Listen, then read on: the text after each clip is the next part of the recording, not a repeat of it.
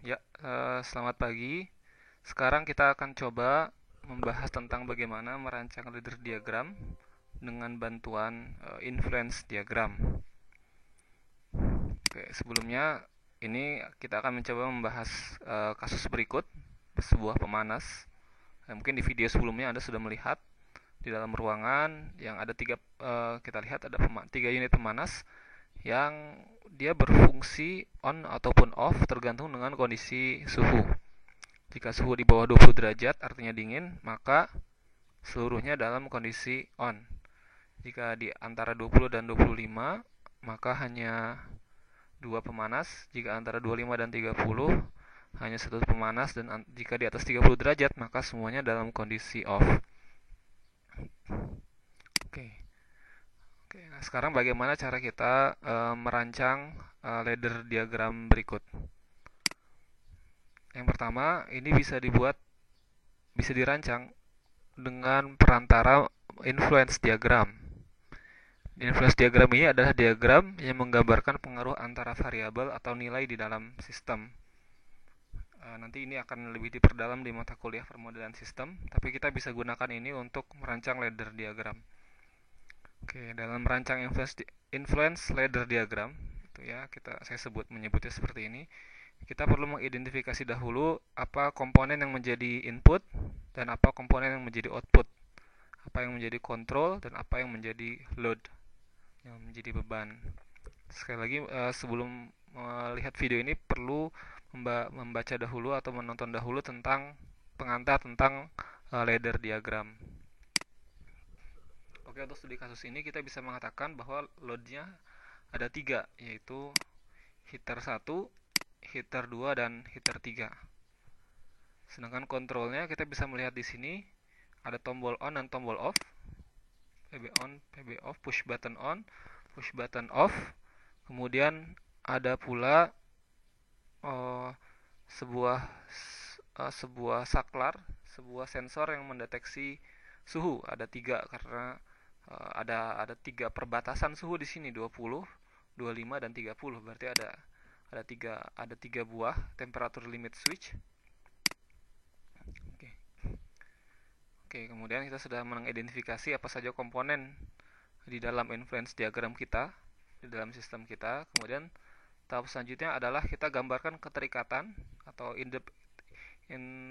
keterhubungan atau hubungan antara setiap nilai atau antara setiap variabel. Yang pertama heater 1, heater 2, heater 3. Kemudian ada komponen temperature limit switch 1, temperature limit switch 2, temperature limit switch 3. Juga ada push button 1, push button on, dan push button off.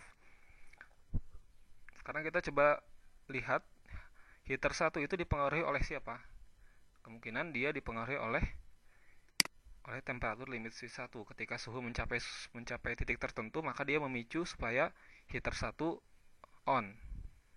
Kemudian dia juga dipengaruhi oleh kalau heater 2 oleh temperatur limit switch 2, heater 3 oleh temperatur limit switch 3.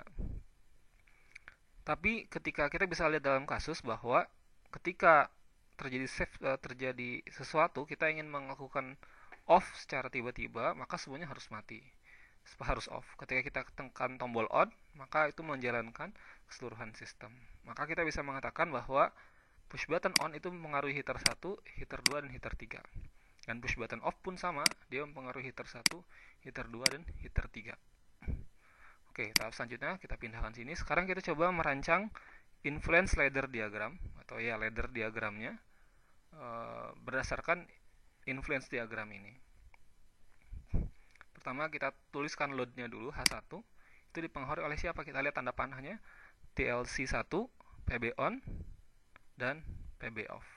Maka kita di sini TLC1, PB on, dan PB off. Heater 2 dipengaruhi oleh siapa? Oleh TLC2, kemudian oleh PB on, dan juga push button off. Heater 3 oleh siapa? Oleh TLC3, oleh push button on, dan push button off. Oke, kita sudah mendapatkan sebuah ladder diagram dasar. Tapi kemudian kita bertanya, bisakah disederhanakan? Karena kita melihat di sini ada yang janggal. Apa itu? ada kemiripan dan pengulangan push button on, push button on, push button on. Nah, ini disebutkan sebanyak 3 kali. Oke. Nah, maka kita coba buat versi penyederhanaannya. Oke, sama kayak tadi ya. TLC 2, kemudian ada push button 1, push button 2. H1 dipengaruhi oleh TLC 1, H2 dipengaruhi oleh TLC 2, H3 dipengaruhi oleh temperatur limit switch 3. Kemudian, nah kita sekarang ingin coba diwakilkan. Itu yang sebelumnya rumit ya. Ini panahnya ke semua titik. Ini juga. Nah, sekarang bisa nggak kita coba wakilkan? Di sini ada sebuah nilai. Ada CR1 kita sebut ini, di mana push button on mengalir ke sini, push button off mengalir ke sini, mempengaruhi CR1 dan CR1 ini. Oke, seperti ini ya. Jadi lebih menyederhanakan. Itu lebih menyederhanakan secara sistem. Push button on yang mempengaruhi CR1, push button off mempengaruhi CR1 juga. Nah, CR1-nya ini yang baru yang akan mempengaruhi semuanya. Oke. Jadi dirangkum. Jadi ada 6 panah tadi.